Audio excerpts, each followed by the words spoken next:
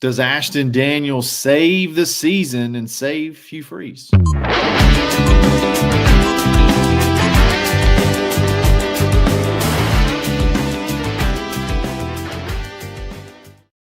Yes, we're back. It's another Barncast Live with my man Daryl Dapprich, me, Kyle Rush, a.k.a. Charlie 5, and we're ready to have some fun. Already got a ton of folks in the chat, so get in there, get ready. We're going to have some fun. We're going to talk a lot about Ashton Daniels tonight. We finally get to see him. It felt like the team had a little bit of a spark, and Dap's got some really good comments on that. Does this change anything?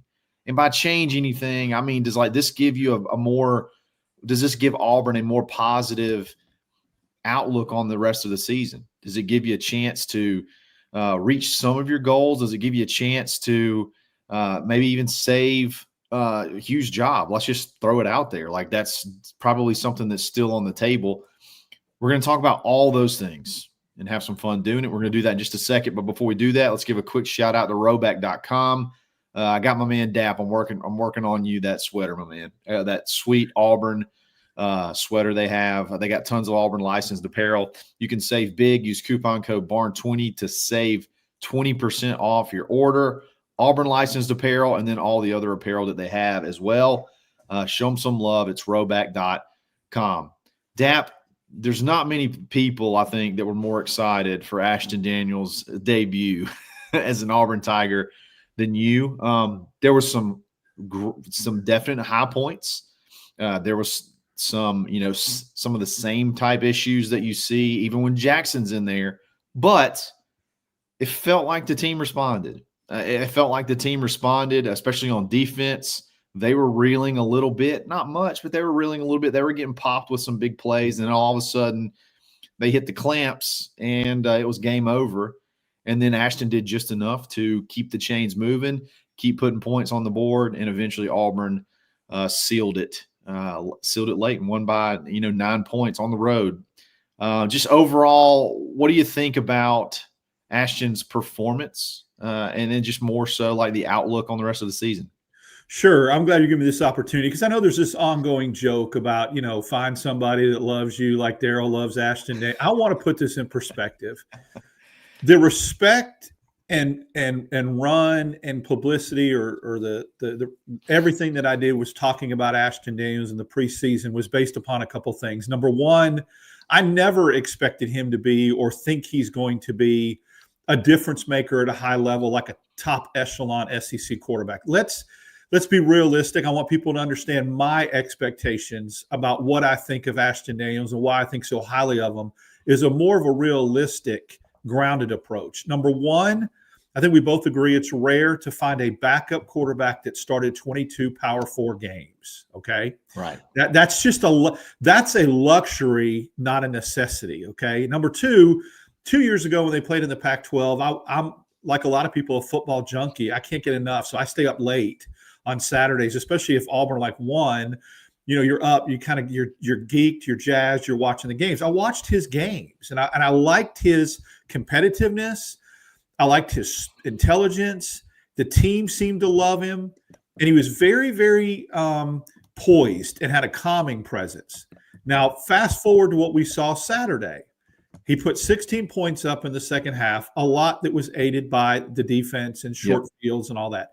But when he came in the game, Kyle, I sensed a shift of him settling things down. It just didn't seem as chaotic, as helter-skelter. Oh, by the way, the defense started playing better. Am I going to blame Jackson Arnold for Alex McPherson missing field goals last week and give Ashton Daniels credit for him making them this week? No. But even special teams look different. I believe that a quarterback is a leader of the team. The rest of the team feeds off that. And so he's an extension of the head coach in a certain sense. And he's just more calm. He's more poised. What he did on the field after the game, go watch the video. And what he did with the fans and how he interacted with the fans. It really even made me appreciate him more. The Durkin thing he put on Instagram was a classic. The baby. Yeah.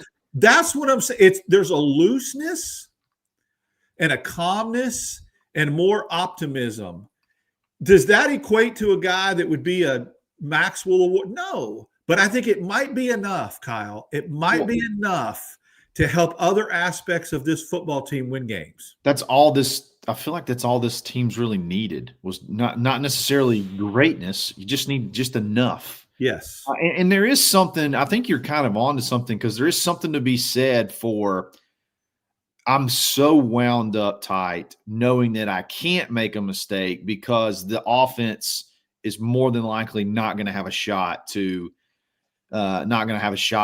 correct my mistake if I'm on defense and I miss a coverage or I miss a tackle or I miss a kick. If I don't make this, man, the odds that we're going to get back into this scenario again are pretty slim. There is something to that. And it may not be necessarily that they think that Ashton is going to light the world on fire, but it's just different from what you've been experiencing for the previous, 7 or 8 games or however. He doesn't seem, you made a great point, the adjective that he doesn't seem as wound tight. He's looser. Even throwing that ball to Singleton over the middle, even trucking the guy at the 1 yard line on the 2-point conversion, little things like that where he just, I don't know, he just lets it rip. He's just out there and he's enjoying. I mean, I hate this for Jackson. Did you ever feel like there were moments other than when he's really, really rolling that he's out there having fun? And I watched him in the post-game press conferences and it looked like a weight. Miserable, man. And I think teams feed off that. I think other players do. Jeremiah Cobb looked different to me. Now, Jeremiah Cobb's been great all year running the football, but he even looked a little bit different running the football in the second half because Ashton Daniels has the perimeter threat, the quarterback power run. If you do the quarterback sweep, there's a little bit different aspect of that. Now, we don't know from I did like the way the ball came out on the out pattern better than it did. When he threw the ball to Perry Thompson, it was there on time and on pace. So we'll see. There's a lot more, but I think it's a great first complete game to let him prepare all week, have a majority of the snaps, don't split snaps, and let him have his first full game experience at home under the lights against a weak Kentucky team. It couldn't have been drawn up any better if you're going to do it. So you kind of spoiled my next question, but like if you just go look at the box score, other than the interception, it's not that far off. Ashton was 6 of 8 for 77 yards. Jackson was 7 of 12 for 73 yards. He had the touchdown and he did have the big interception, which was crucial. But if you actually look at it, and some of this could have been done to short fields. Ashton gets penalized, I feel like, in a lot of these conversations because of short fields. But, like, there's nothing to say that he wouldn't have driven them down if it wasn't a short field. Like, you get in those type situations, and it's more like, okay, let's make sure we don't screw this up and not get points versus – marching down the field. He did have a couple of drives where he went down the field, but you actually had more yardage, more offensive yardage in the first half than you did in the second half. So, but you think, without a doubt, Hugh didn't completely commit to it. I agree with you. I think it's a little bit more gamesmanship, but even though he didn't commit to it, you believe, without a doubt, you got to go with Ashton. And I'm going to be honest, I don't know that you need to see Jackson for the rest of the year. Maybe ever again at Auburn. Yeah, I think he goes with Ashton. You cannot deny the over. Now, some of those intangibles and some of those things, when he talks about going and looking at tape, some of the things we talked about don't show up on tape. It's a feeling. It's an eye test. You know what I'm saying? It's intangibles that you feel on the sideline. So he's not going to see that on film. But what he will see on film is an efficient second half. I also think we probably ran it a lot more in the second half from a run to pass ratio than they did in the first half. I mean, obviously a lot more. Yeah. Yeah. So that matters. If you have a kid come in and bring you back from 11 points and win the game, and the whole team looked completely different in the second half, the offense didn't look much better. I'm not going to sit here and say it did. It didn't. Two things can be true at once. The offense still struggled, still sputtered. It's still nowhere where it needs to be. But the overall team took a completely different feel. If you feel that vibe and you still don't start him or give him a majority of the reps in practice, I mean, all that was just, I don't want Stoops to know who to prepare for. That's my opinion. I think and especially at home, could you imagine announcing starting lineups Saturday night and Jackson Arnold's name appearing? I mean, that's not fair to him. So that ain't happening. And I think it's Ashton, and I look for, him to play well in that circumstance, in that environment. This is a good question. I'm going to get to this really quick. We got a couple of super chats from one of our regulars, NH3425. Freeze needs to quit giving the RPO option. I think he's trying to say pass option in the RPO when the run game is strong. If the run's there, run it. No option. Having said that, Daniels has a game manager approach, and I am here for it. We had that conversation, I think. Absolutely. We had it last year. We had it with Peyton Thorne. So I'm glad that got brought up, because I want to clarify something me and you talked about. And people there's a misconception and a misunderstanding about what we were saying when I about lost my mind on the halftime show at the Barncast Saturday. Yeah. I understand that people wanted to defend Hugh Freeze a little bit and say, he didn't call that play, Dap. He didn't call that play. That was an RPO. That's on Jackson. Jackson got the ball out late. The run was there. I get that, and I understand that. And for the people that say, well, that's the RPO offense, you don't know. I'm saying when you get down inside the 10-yard line or the 20-yard line and you are gashing somebody, put him under center and toss the ball out wide. Just take the RPO option off the table. Don't even let him make that decision, is all I'm saying.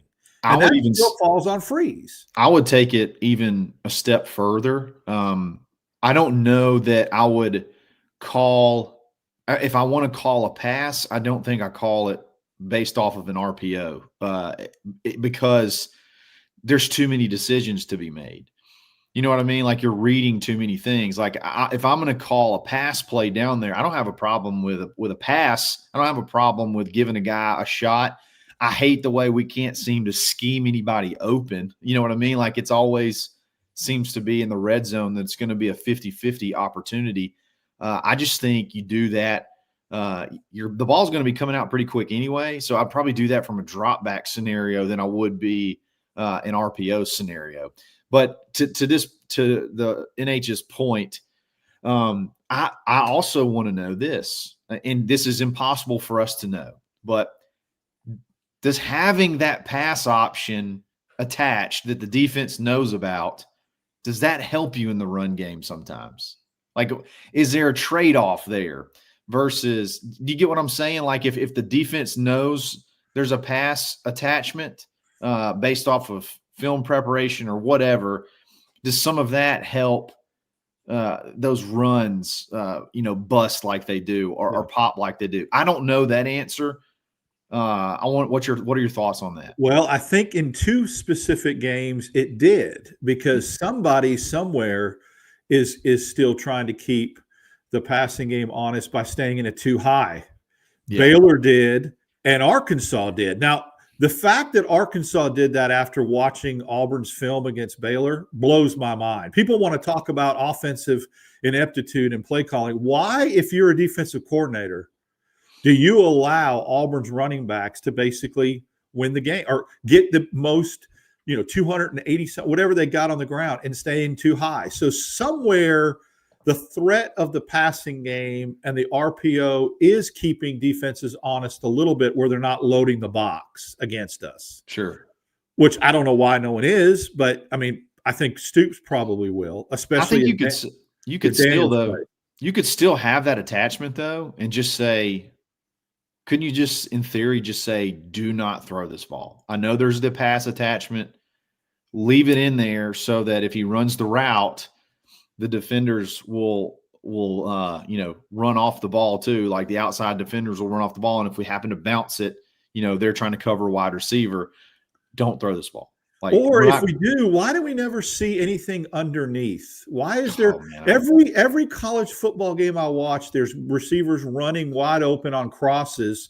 We're going to get underneath and slant. And I never – if we throw it, it's 4 yards behind the line of scrimmage. I mean, I just don't understand why that can't be schemed up. It's like easy money. It's taking candy from a baby, and it's never there. I never see it. We're going to talk about red zone issues, and I think that's going to be a really good conversation in just a second. So save all those, Dap, because we got a lot of energy to spend there for sure. Marquez Willis says, do you think Auburn should run Wildcat with 2 offensive linemen in the backfield on goal lines, like direct snap to an offensive lineman? I think Alabama's done that with Caden Proctor. I watched him hand the ball off to him against South Carolina too, and he got stuffed.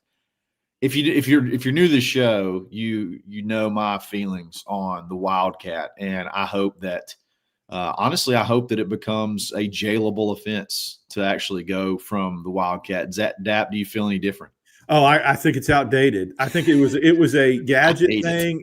It absolutely for a couple of years, but it's like anything else. Once defenses adjusted to it, I want to see the tush push go by the way of the Wildcat as well. I want them both out of football, but I just think that it was a trend, and now it's gone. I wouldn't mind getting under center and running like a power play or right. A toss sweep or something like that, like those old goal line offenses used to have, but.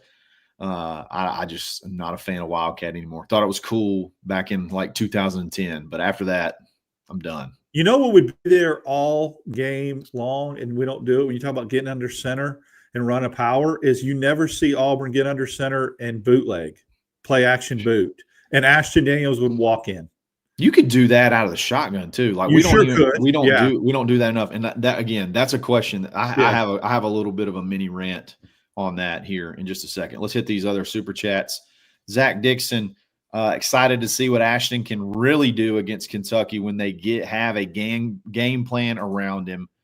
We kind of don't know what he can and can't do yet. That's a really good point. We don't really know, because Zach always had the take, and I thought it was accurate, that it didn't make a lot of sense to dumb down the offense and just run a very run-heavy, simplified offense with Ashton when you could probably do the exact same thing with Jackson. So I don't think they really had an option to do that with Ashton in the second half for 2 reasons. Number one, he hadn't played all year. He hasn't taken a lot of first-team reps. And number 2, the run was what was working. Like that was what they had to do. But Kentucky, are they good enough to be able to stop the run? Is he going to have to add a little bit more to the repertoire of what Ashton can do? I feel like he's going to be the starter. And if that's the case, he needs to get a lot more of the first team reps. I'm excited for practice on Tuesday to see how that actually plays out. I wouldn't overthink it though. I don't even care if you go run heavy and dumb it down a little bit. Remember, Auburn did that against Kentucky last year, and look how successful it was. They finally let Jarquez eat. How much has that Kentucky run defense improved from last year to this year? If it hasn't, dumb it down. Why go away from something that's working, and just keep it simple. Don't overthink it. I'm with you. Thomas Jones, if Jackson plays again this year, you will definitely lose key players on the offense. You can't afford to lose to the portal. I agree with you, because I think it would lead to more losses. And if you want any chance to find a spark and keep some of these guys, I think you need to start putting up some better offensive numbers and win some games. And I think Ashton probably gives you the best shot to do that. Hey, Thomas Jones, had a trick play work. And that's yours. You've been taught. You call out Hugh every time he runs a trick play. How are we feeling? We finally had the little hide the receiver play. And I agree. There's a guy on Twitter named Ben Stanfield. That play is so lame. It's so lame. But hey, whatever. It worked. James Stallings, appreciate the shout out this morning, Dap, for my post yesterday in the live chat about the INT before halftime. Love you guys. We appreciate you, brother. Yes, that was a great take. That was a great take. All right. Let's talk red zone. Okay. I mentioned it a little bit earlier that, Ashton got the benefit of some short fields, which really hindered, I think, a lot of his numbers. And Auburn continually seems to not be able to punch it in the red zone. What was funny is, like, after the first 3 games of the year, Dap, I don't know if you remember this, the talk was, man, Auburn really seems to have cleaned up the red zone stuff. Like, remember, after like the first 3 games, we were like one of the tops in the country in TD conversion percentage, which was a complete opposite of last year. And then now after your, I guess with this 4 or 5 game stretch, you've fallen off a cliff, and now you're back to where you were, actually a little bit behind where you were even last year as far as touchdown percentages in the red zone goes. It's kind of a two-parter. Do you think Ashton can help with that? Even like you got to wipe away what happened at Arkansas. I think there's a ton of factors there. Do you think Ashton can help there? And what are your biggest gripes about what we're doing when we get in the red zone? We can't seem to punch it in. I do think he can help, because I think Auburn will be a little bit more apt to maybe call some quarterback powers, some quarterback sweeps that they did not want to do with Jackson for whatever reason. Now they did RPO stuff with Jackson, or they ran that jet sweep motion where he faked it and then ran it. I think with Ashton, you could just put him in the shotgun like you did on that 2-point conversion, and he's big and physical enough, and he's definitely athletic enough that they can run more of that. And if you run that inside the Wildcat. 5, yeah, it's exactly, but he's the quarterback. So exactly. You run that, or you can get him on the perimeter too. He's really good and shifty at running between tackles. He's got a little bit of a running back mentality. Go back and watch his film at Stanford. He's good in traffic. So if you're tight inside the 10, inside the 5 in the red zone, that's an attribute to have. I also think he's a little bit quicker with his decision-making, because as we mentioned, he panics less. You want that in the red zone. You want the right read. I think they could really help him if they did some of the things we talked about, some boots, some bootlegs, some tight end drags, some dump down, stuff like that would just make a toss, sweep it to Cobb, let him get on the perimeter, stuff like that. You do that with Cobb, you get them going wide, and then you run big boy Mapson from the 3, who is a very good runner between the tackles. Oh, yeah. So there's options there. So I think that's the first thing. What was the second question again? I'm sorry, I got lost in the. It's our play calling in general, like our philosophy in general in the red zone. Like I know, can because of the philosophy, is there any hope that you're going to get better in the red zone, no matter if it's Ashton or not? Well, I think you need to change your philosophy. I agree. I think you need to do some things to help him a little bit more, to play to his strengths, and maybe let him throw a slant like we talked about. Let him throw an underneath route, a crosser or something from the – you know how many times we've seen guys from the 15-yard line throw a crosser and so he walks in? I mean, just try it. I mean, it's not it's not illegal. It's not the play that Oklahoma ran that was illegal. I mean, you can do it. Let's try that one. Yeah, you're not going to get flagged for it. I don't know if he's a fade ball kind of guy. Now, that may be something that gets taken out of the repertoire. Is he somebody that could throw a touch pass to the corner to a Cam Coleman, a fade guy? I don't know. We don't know that yet. And that goes back to that previous chat question about, in preparation, I think this staff will know.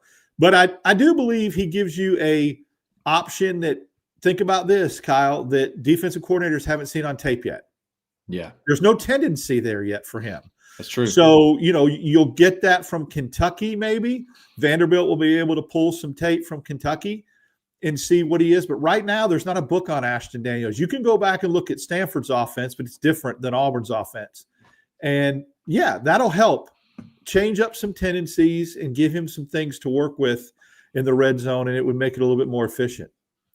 The things that bother me about the red zone is a lot of the things we've already said, but nothing is easy.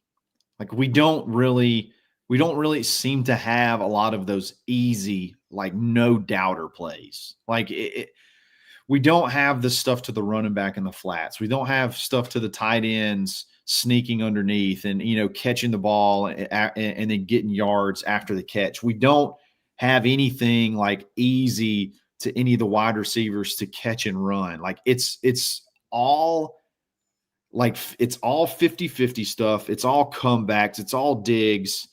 It's just, I just can't quite figure out what we're trying to do and why things seem so hard. And maybe Ashton is the key to unlock that. I don't know if the touchdown, what should have been a touchdown catch by Malcolm Simmons, it looks like when you watch the replay, Malcolm is wide open. but he's looking to throw the fade. Now, what was he told before that play? Like, was he told, hey, we're going there no matter what? And if he's, able to play more free, would he be able to pick Malcolm up normally on a regular play? I don't know. It just seems like everything is just think about that. stressful. Breakdown that play is in a microcosm of this season. They decide to roll him left at the snap to throw the fade to the left side. If they would have instead rolled him right, he has a clear path of vision to a wide open Malcolm Simmons on the 2-yard line.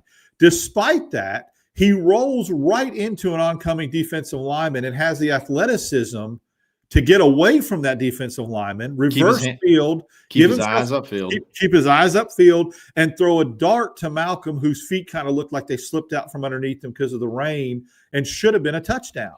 Yeah, off of what looked like almost a broken play. If they draw that up to just let him roll to his natural throwing side, that's 6 because he sees Malcolm wide open in his field of vision. Yeah, it seemed predetermined. Predetermined to go there, and maybe they were trying to protect him too much. Got a couple super chats. NH3425, Kentucky's 77th in run defense nationally. It's not good. Ideally, so I mean, it's not great. It's middle of the pack, I guess. Yeah, I mean, it's enough though to think that you could drop two bills on them. Yeah, and you should. You should at least 200 and break it up a little bit. Let Ashton have more quarterback. Don't give Cobb 28 carries. I know people are like, give him.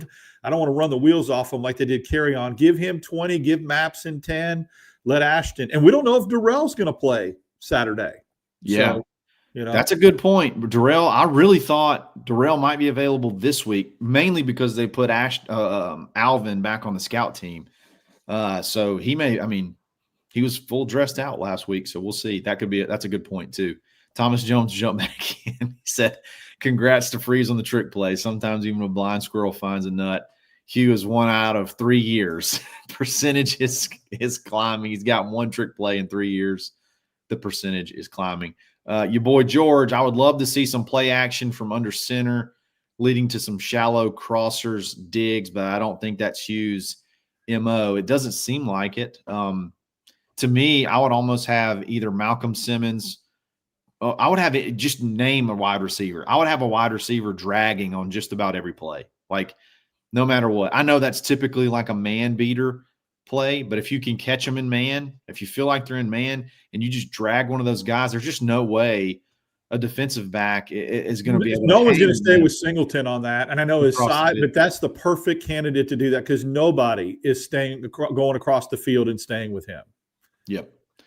Rodney Williamson, I see you, buddy, but I'm going to wait for you. I know you got a comment coming in, and I'll wait for that comment to read it. Yeah, so let's talk about Kentucky. We kind of already mentioned a little bit, but they're not good. They're just not good this year.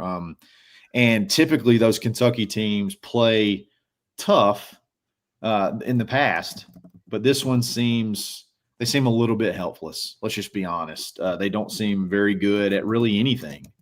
You had Zach Calzada start off the year. You benched him, and you've lost 4 straight. And none of them you played Texas pretty close, but none of them have really been particularly close other than that one.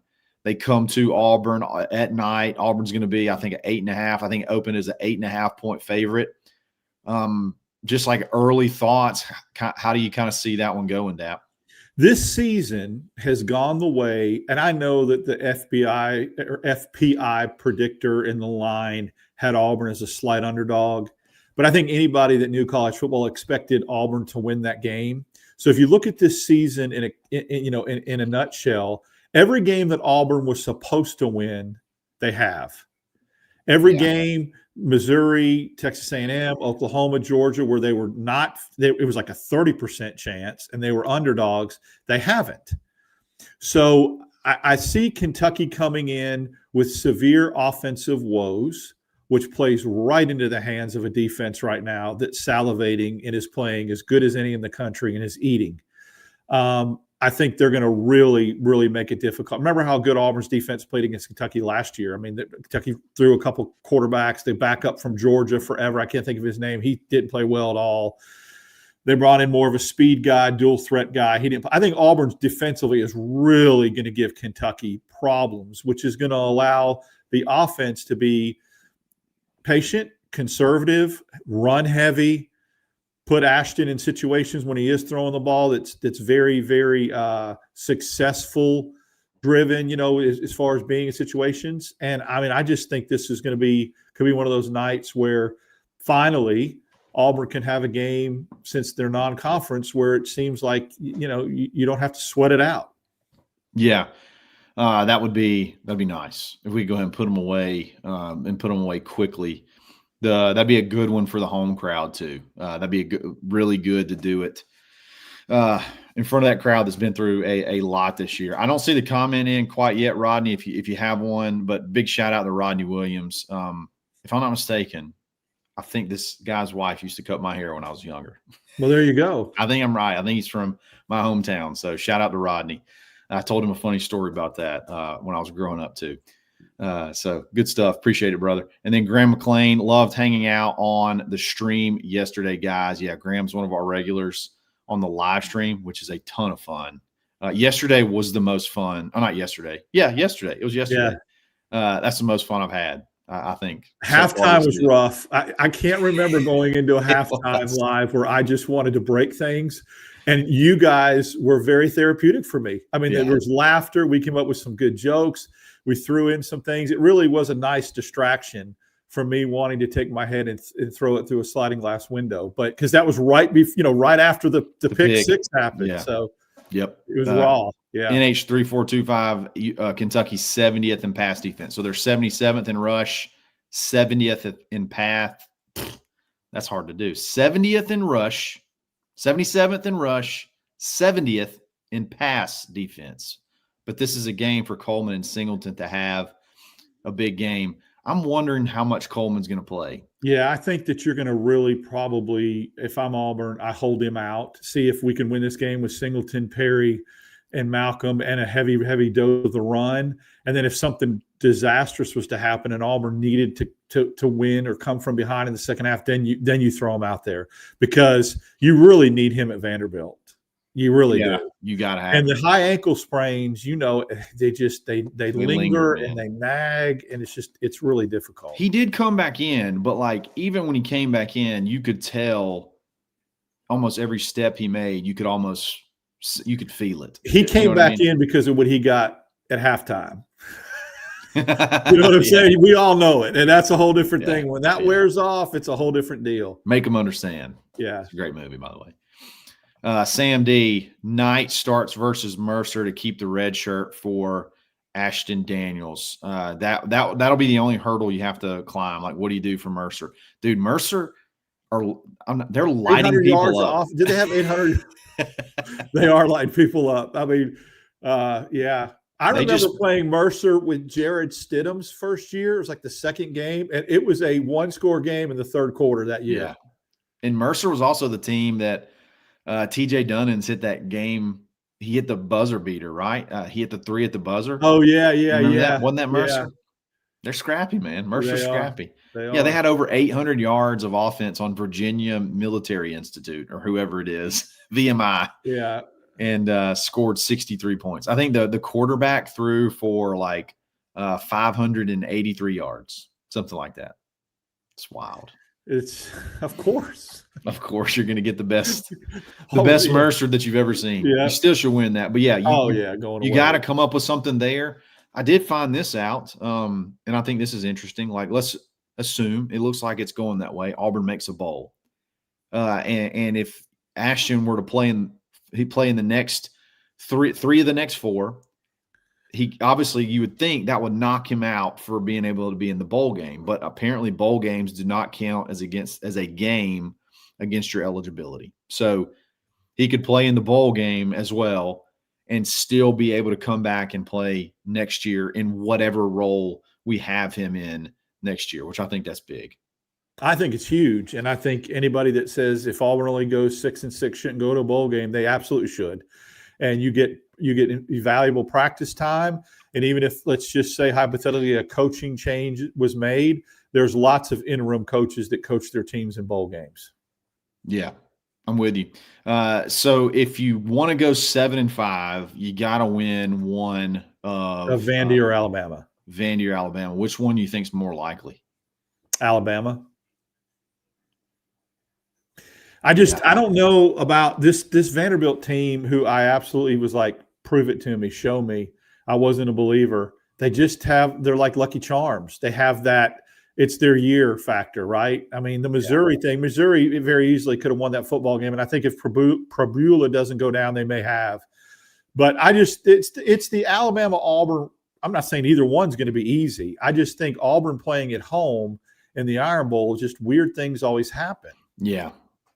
So I was a believer after the LSU win. I'd been saying they benefited from a really easy schedule. And I know LSU just fired their coach, and we could have a whole hour. We could talk a whole hour about that. LSU just fired Brian Kelly a little bit right before we started recording. But that's when I became a believer that, hey, they're actually – it was even the Alabama game. They jumped out to a lead on Alabama as well, and I'm like, man, they're just good. And then they just find ways to win. You know, you beat Missouri with game day, and it was they win ugly games. They win ugly games. If they have that, you know, it's our year sailing under a lucky star thing. I'm not saying they're lucky. They make their own luck, but they find a way to win games. It's a culture. It's environment. It's coaching. They are disciplined. And they do things that just win games. Yeah. And, you know, Auburn's going to have to play its best, in my opinion, you know, offensive football game. It's going to have to look similar to Baylor when they go there and play them. But they can run it. I think they could have some success running it against Vanderbilt. But, yeah, that should be – now, defensively, I think that we may have Pavia in hell. We did last year, you know, and I think but they still found a way to win. Yeah, so you know, I think that there's an opportunity there. And they go to Texas, and like they go to Texas before they play us, and like there's just, I mean, it's another one of those games where I feel like they're going to get the talent's eventually going to show up, and they're going to get beat. So who knows? They could lose that one and be deflated. And then we swoop in there and whoop up on them. I don't know. I don't know which one I feel the best about. It feels like Alabama is a much, much more talented – I don't want to say Arkansas. I'm trying to think of a comparable team that we've played this year. The offense is – it's like a little bit more talented Arkansas team. And then defense, I think style and everything is going to be similar to Arkansas. And then defense, they're another one of those. It's like we're good enough. Like we're talented enough that we can make some plays. So I don't really know. I don't really know how I feel.